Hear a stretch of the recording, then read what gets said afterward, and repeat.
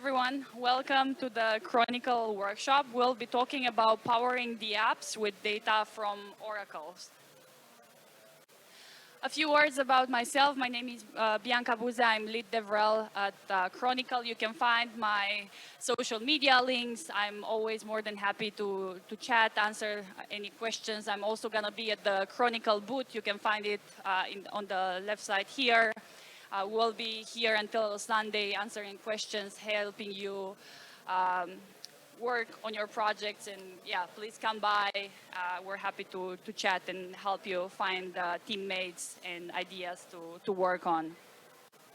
In terms of agenda, we're going to look at Oracles, what are Oracles, then what we prepared at Chronicle for ETHGlobal Bangkok. Then we're going to look at why Chronicle, because you might have seen there are multiple Oracles at this hackathon, so we want to show you what differentiates us. And then we're going to have a brief hands-on of building with Chronicle. So first of all, what are Web3 Oracles? I like to explain Oracles by using this very simple yet powerful analogy, I would say. So if you think about your mobile phone is powerful because it allows you to interact with all these different applications. But in order to do that, there is an exchange of data between these applications and your phone. Now, when you put your phone on play mode, all of a sudden this transfer of data doesn't happen anymore. So very soon your phone becomes pretty much useless. You can't do much with a phone on airplane mode. Similarly to that, Oracles need data. If you think about the blockchain is like a big sandbox that doesn't know anything about the outside world. However, in order to build useful applications on the blockchain, you need data. So using Oracles, which are the middleware, we take data and we put it on chain for smart contracts. And from there, different applications can read from those smart contracts and use that data for various use cases. We're going to see in a bit what use cases you can build with Chronicle Oracles. Now, a few words about Chronicle. Chronicle has been around since 2017. An interesting fact, actually, is the very first Oracle on Ethereum. Last year, it spun out of MakerDAO under the brand of Chronicle, and now the protocol, it's open for everyone, and it powers other DApps as well. In terms of TVS, or Total Value Secure, there are around 9 billion of assets.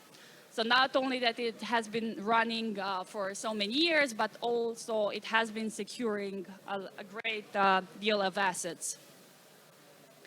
Now, what is special about our Oracles is our Chronicle Scribe. This is an extremely gas-efficient Oracle using aggregated Schnorr signatures. Schnorr signatures have been around for a while, since the 1990s. They even are used in Bitcoin. However, this is the first time when we use Schnorr signatures in the context of Web3 Oracles.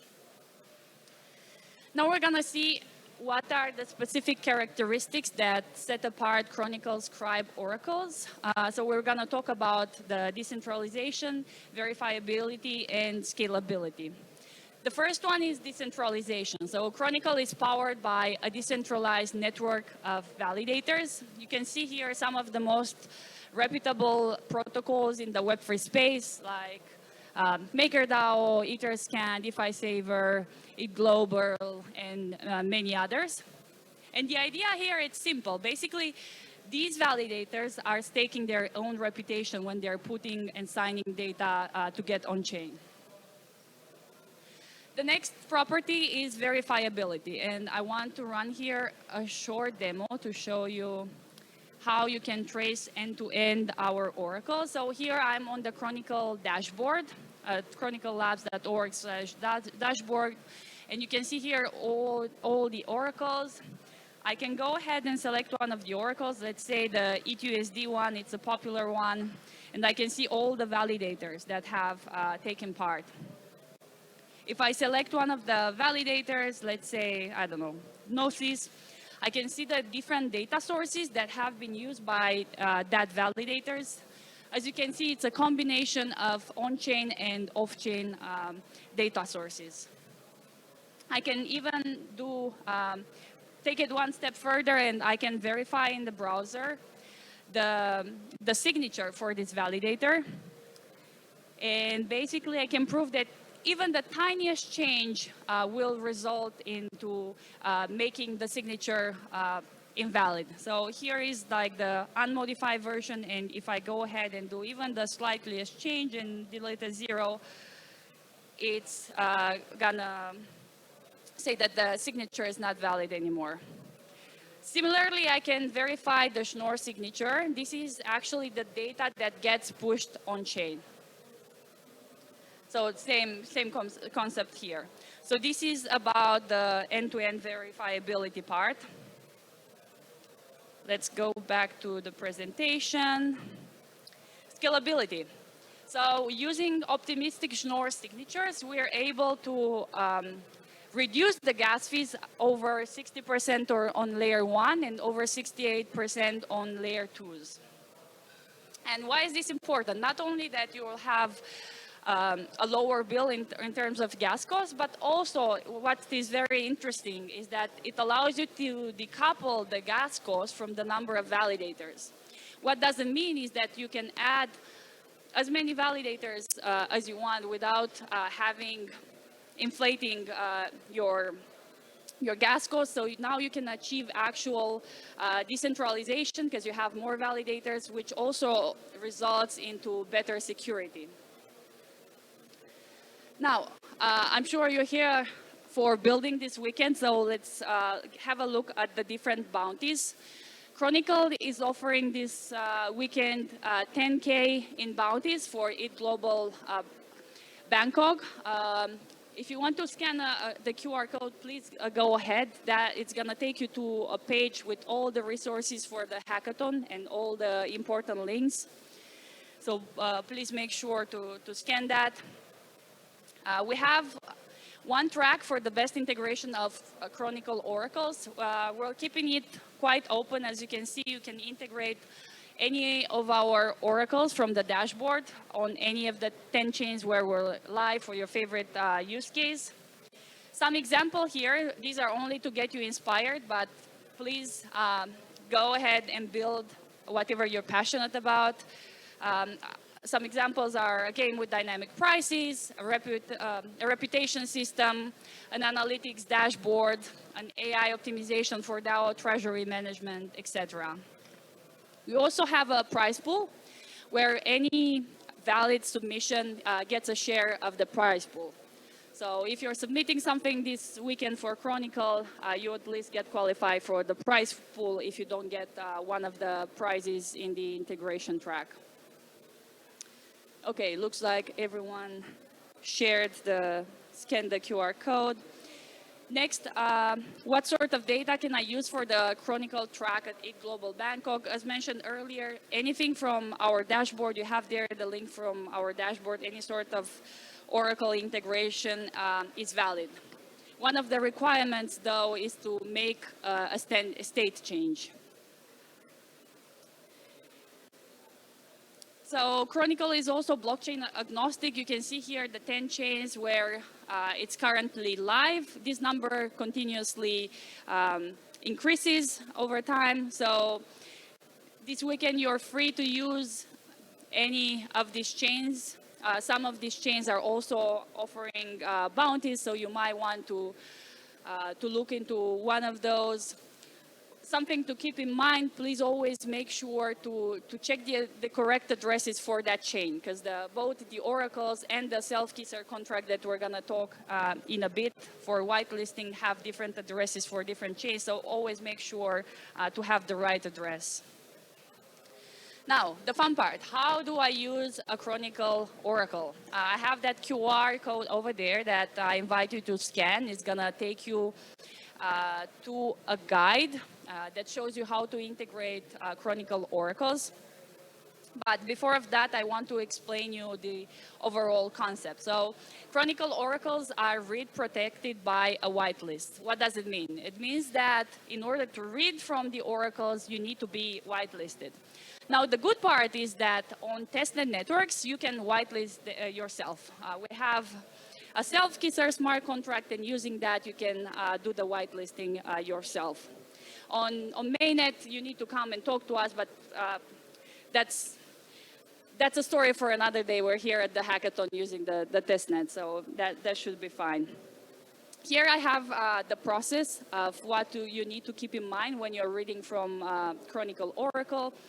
The first step is you select the chain that you want. I showed you the 10 chains where it's available.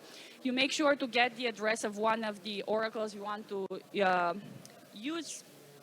And then you get for the same chain that you selected, you find the address of the self-kisser. Now that you have the two addresses, the self-kisser and the oracle, you can use the self-kisser to whitelist the address that you're going to use to read from the oracle. Something to keep in mind here, the whitelisting process is a right operation, so make sure to have funds to cover for the gas costs. Okay, time for a brief demonstration. So here, if you remember the QR code that you scanned earlier, maybe I go for one more second to it. This QR code here, we're gonna see live what's happening, an example.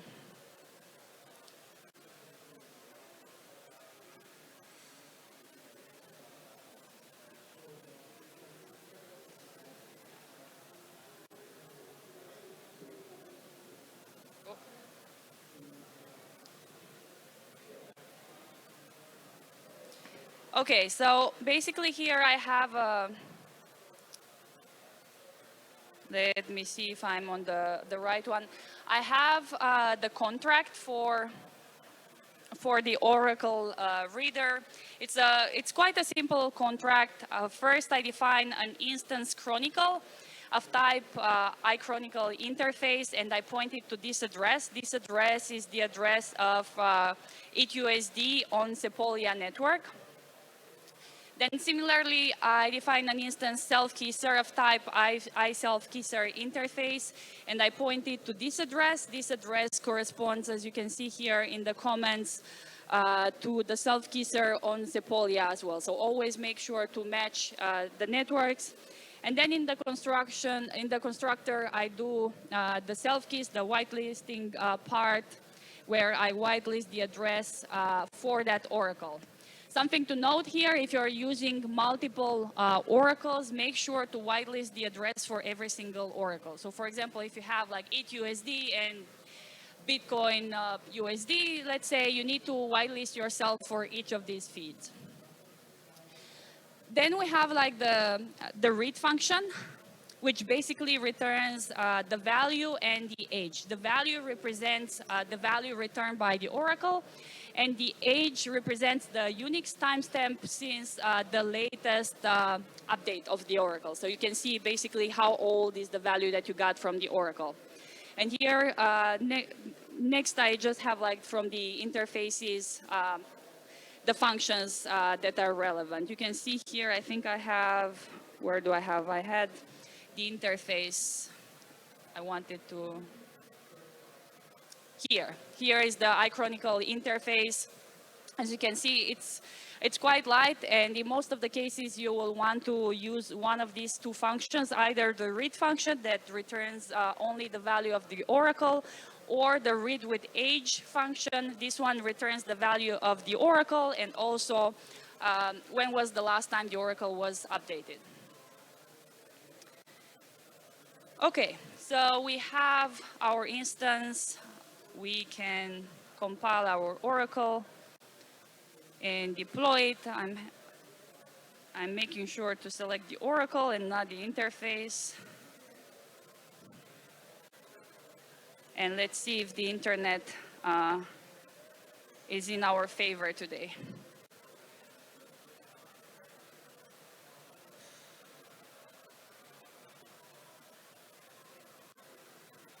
Okay, so we have here an instance of the contract. Here we're going to have the address of the Oracle. We're going to have the read function. You can see here the value return looks quite a big number. I know we're in a bull market, but we're not there yet. So what is happening here? Chronicle Oracles operate with 18 decimal places. So every time you get the return value from the Oracle, make sure to keep that in mind, that there are 18 decimal places. And the other is the age. As I mentioned, this is like the Unix timestamp. If you go to a converter, you're gonna get the date. All right. Let's go back to the presentation. So we talked about these. We also have Scaffold Oracle Reader. For those of you familiar with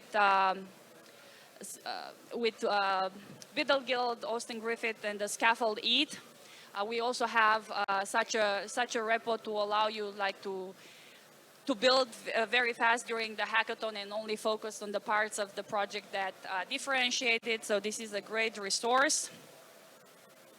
And let me show you briefly the page for the hackathon, because I think this is the most important page. You're going to have here the contracts. You can see the contracts for our oracles either on the dashboard. If you go here, oh, not here, the dashboard, sorry, here. Make sure to toggle the dev mode for testnet. You can find here all the oracles. Or we also have like in our documentation, but I recommend getting the addresses directly from the dashboard. Then here it's a note about the whitelisting process that I just explained. You have an overview of the bounties and the different resources. We have the Scaffold Oracle Reader built on Scaffold E2. There is also an example here about creating a token vendor, so you can get inspired by that. And also there is an example here about integrating Cartesi rollups with Chronicle Oracle built by a community member. Yeah, and you also have like some RPCs and some common pitfalls to keep in mind.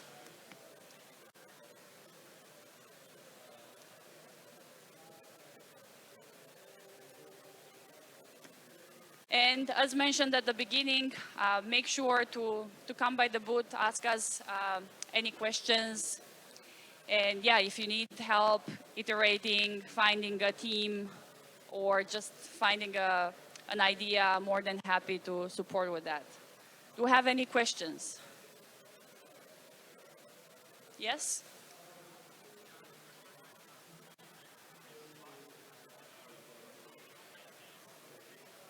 One second. Can we get a second mic for the questions?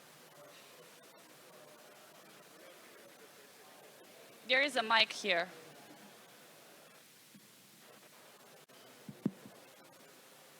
Yeah, so I got one question was regarding to read like the Oracle. You don't pay fees. It's only like when you request into the smart contract, like to get the price. I mean, maybe my question was like, I mean, if for instance I have a front end and I want to kind of read, you know, like the USD value of some ETHs, using Chronicle, I'm not going to pay fees for that, right? Yes, so you can read, you don't need to have like anything to read from the Oracle. You just do the whitelisting process and you read from the Oracles, at least on testnet.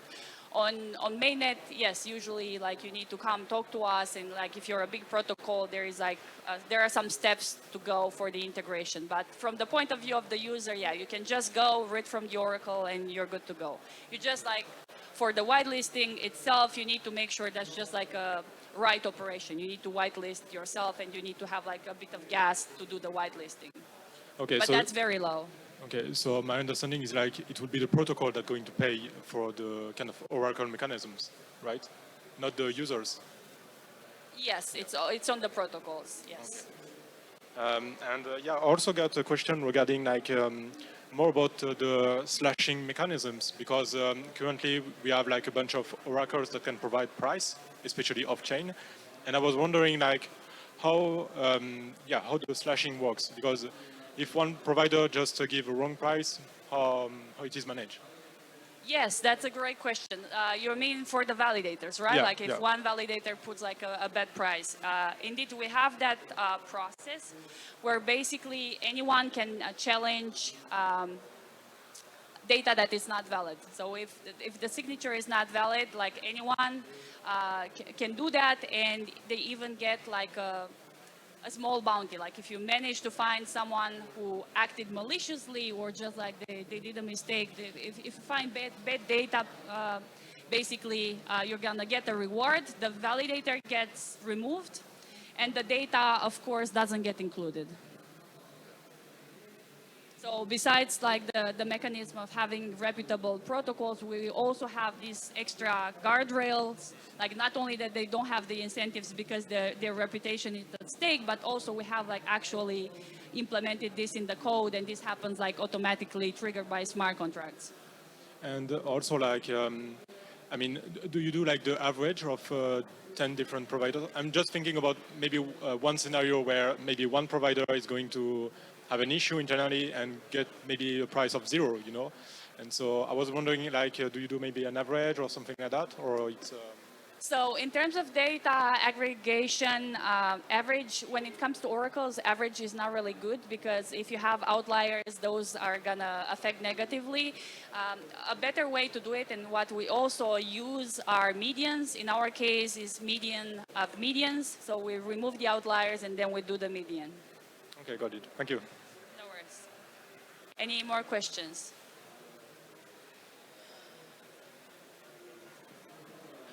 Why do we have to whitelist the address? That's basically because like on mainnet, that's our business model if you want. On mainnet, we do that, and there is like an integration fee, but on testnet we want to replicate as much as possible the process for mainnet, but it's just like for free on testnet. Yeah, it's just part of the business model. And also some sort of security for the oracles, because otherwise like you can get like a lot of people that can potentially exploit.